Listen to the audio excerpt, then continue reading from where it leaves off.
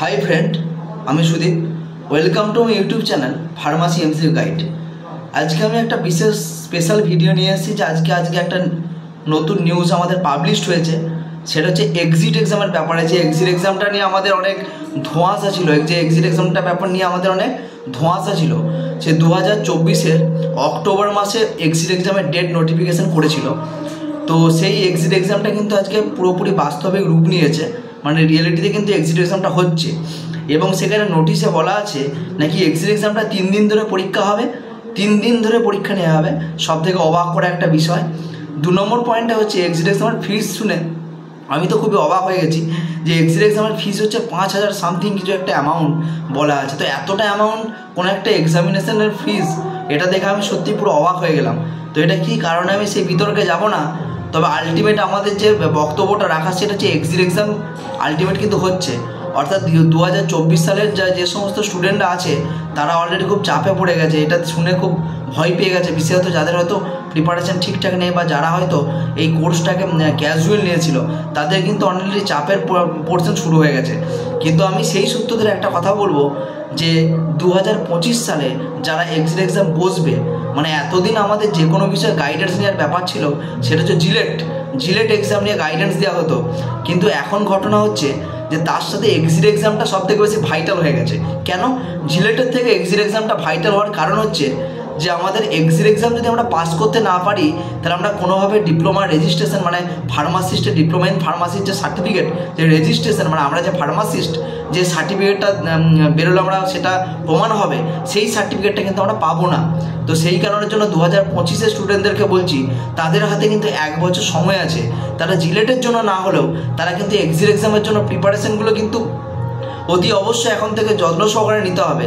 কেন কি যারা এই টেন্ডেন্সি নিয়ে বসে আছে যে আমাকে বিজনেস করব তার জন্য আমি ফার্মাসি প্রফেসরে ভর্তি হয়েছি, তাদেরকেও কিন্তু সাবধান করে দেওয়া হচ্ছে। তাদেরকেও কিন্তু এক্সিট এক্সামে পাস করার একটা ব্যাপার আছে এবং কোশ্চেন কিন্তু মিডিয়াম মানের হবে, খুব একটা একবারে ইজি কোশ্চেন কিন্তু হবে না।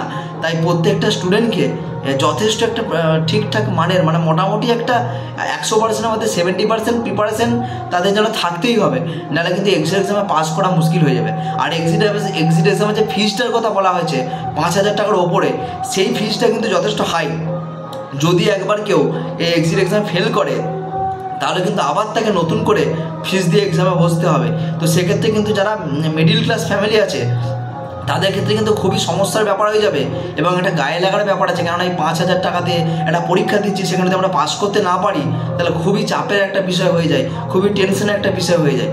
তো এই জন্যই আমি অবশ্যই প্রত্যেককে বলছি 2024-এ তার কিছু করা যাবে না। তো 2025 সালে যারা জিলেট পরীক্ষা দেবে বা এক্সিট এক্সাম পরীক্ষা দেবে, 2025 সালে যাদের ব্যাচ কমপ্লিট হবে তাদের উদ্দেশ্যে আমি বারবার একটা কথা অ্যালার্ট বলছি, এখনও কিন্তু 1 বছর সময় আছে।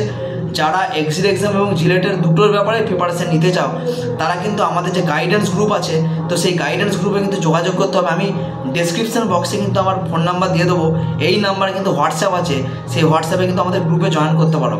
এখন থেকে যদি আমরা প্রিপারেশানটা ঠিকঠাক করে নিই তাহলে কিন্তু আমি গ্যারান্টি দিচ্ছি যে এক্সিট এক্সাম প্রত্যেক পাস হয়ে যাবে। সেই রকম গ্যারান্টি দিয়ে কিন্তু আমরা গাইডেন্সটা দিতে পারি। তখন ঘটনা হচ্ছে যে এক্সিট এক্সাম কি আমরা সকলে জানি, তবুও আমি আরেকবার বলে নিই যে এক্সিট এক্সাম হচ্ছে আমাদের একটা এক্সাম, লাস্ট পর্যায়ের এক্সাম, যেটা ডিপ্লোমা ফাইনাল এক্সাম হওয়ার পর রেজিস্ট্রেশন হাতে পাওয়া আগে একটা পরীক্ষা। যে আমি যদি পরীক্ষাটায় না পাস করতে পারি তো তাহলে কিন্তু আমি রেজিস্ট্রেশন হাতে পাবো না। তো সেই পরীক্ষার ফিস কিন্তু যথেষ্ট বেশি, 5,000 টাকার উপরে করেছে। তো ওই জন্য যথেষ্ট প্রিপারেশন যদি আমরা রাখি, প্রথম থেকে যদি একটু একটু করে প্রিপারেশন নিয়ে এমসিকিউ প্র্যাকটিস করি তাহলে কিন্তু মনে রাখতে হবে এই পরীক্ষা অনায়াসে ক্র্যাক করে দেওয়া যাবে, কোনো অসুবিধা হবে না। তো আগে শোনা যাচ্ছিল যে মিনিমাম 50% পেতেই হবে তবে পাস হবে।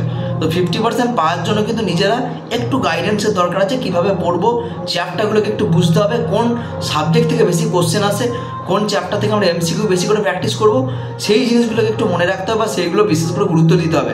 তো সেগুলো যদি আমরা গুরুত্ব দিতে পারি তাহলে কিন্তু এক্সিট এক্সাম পাস করা কিন্তু অতটা প্রবলেম হবে না, খুব সহজেই পাস করা যাবে। কিন্তু মনে রাখতে হবে সেই সূত্র ধরে আমরা কিন্তু এই যে এত পরিমাণ হিউজ পরিমাণে ফিস, সেটা আমি তীব্র নিন্দা জানাচ্ছি। এই ফিসটাও কিন্তু আমরা সামলাতে পারবো, মানে এমন নয় যে ফেল করে গেলাম ফিসটা লস হয়ে গেল। এই ফিসের অ্যামাউন্টটা কষ্ট করে জোগাড় করতে হয়, সেটাও কিন্তু আমরা বাঁচাতে পারবো। তাই আমি আর বেশি ভিডিওটা লম্বা করছি না, তো এক্সিট এক্সাম কিন্তু চালু হয়ে গেছে, মানে এটা প্রত্যেক বছর হবে আর প্রত্যেকটা স্টুডেন্টকে পরীক্ষায় পাস করতে হবে। তাতে কেউ বিজনেস পারপাসে ফার্মাসি প্রফেশনে ঢুকুক, কেউ চাকরির পারপাসে ঢুকুক বা যে কোনো বিষয়ে ঢুকুক, প্রত্যেককে কিন্তু এই পরীক্ষা পাস করতে হবে এবং প্রত্যেককে গুরুত্ব দিয়ে পড়াশোনা করতে হবে। নাহলে কিন্তু এই এক্সাম ফেল হয়ে গেলে কিন্তু মুশকিল, মানে সেক্ষেত্রে কিন্তু রেজিস্ট্রেশন পাওয়া যাবে না, ডিলে হয়ে যাবে, সরকারি চাকরি অ্যাপ্লাই ক্ষেত্রে কিন্তু সমস্যা হবে। তো এটা মাথায় রাখতে হবে। তো এই জন্য এই বিষয়টা যারা সেকেন্ড ইয়ারে নতুন উঠেছে এবং যারা নতুন ফার্স্ট ইয়ার ভর্তি হবে তাদেরকে প্রথম থেকে কিন্তু আমি গুরুত্ব দিতে বলবো বিষয়টা, ঠিক আছে। যদি কলেজ ঠিক করে পড়ায় তো ঠিক আছে, যদি কলেজ না সেরকমভাবে ক্লাস করায় বা সেরকমভাবে এক্সামের ব্যাপারে গুরুত্ব না দেয়, তাহলে আমি অবশ্যই বলবো যে আমাদের যে গাইডেন্স গ্রুপ আছে ফার্মাসি এমসিকিউ গাইড, সেই গ্রুপের ডেসক্রিপশন লিঙ্ক নাম আমি দিয়ে দেবো, ফোন নাম্বার দিয়ে দেবো, ওই নাম্বার হোয়াটসঅ্যাপ বা কল করে কিন্তু আমাদের সাথে কন্ট্যাক্ট করতে হবে। আমাদের ব্যাচ কিন্তু অলরেডি শুরু হয়ে গেছে, এই বেশি দিন হয়নি, অল্প কয়েকদিন শুরু হয়েছে। যারা এর মধ্যে যোগাযোগ করতে চাও তাদেরকে বলবো 1 মাসের মধ্যে যোগাযোগ করার চেষ্টা করো, তাহলে কিন্তু যে কোনো পড়া বুঝতে বা জানতে সুবিধা হবে, নাহলে অনেকটা কিন্তু পিছিয়ে পড়তে হবে, ঠিক আছে। অন্য অনেক কোচিং গ্রুপ বাইরে আছে, আমি একটা কথা বলবো, ভালো করে জেনুইন জিনিসটা জেনে, আমার প্রত্যেকটা র্যাঙ্ক রেকর্ড আছে, আমি আগের বছর 4 বছর ধরে পড়াচ্ছি, আমার র্যাঙ্ক রেকর্ড আছে, সেই সমস্ত র্যাঙ্ক রেকর্ড চেক করে জাস্টিফাই করে তবেই কিন্তু ভর্তি হতে হবে। এরকম অনেক এখানে সেখানে কোচিং সেন্টার খুলে দিয়েছে, সেখানে কিন্তু কম টাকার লোভে বা এদিক সেদিক করে কোনোভাবে ভর্তি না হয় ভালো, কেন কি পড়তে পড়তে একটা মিডিল জায়গায় থেমে গেলে কিন্তু পরে সমস্যা হবে। ওই জন্য একটা জেনুইন মানের একটা র্যাঙ্ক রেকর্ড দেখে সমস্ত কলেজের সিনিয়রদের সাথে আলোচনা করে এবং জাস্টিফিকেশন করে ডেমো ক্লাস দেখে কিন্তু অবশ্যই ডিসিশনটা নিতে হবে।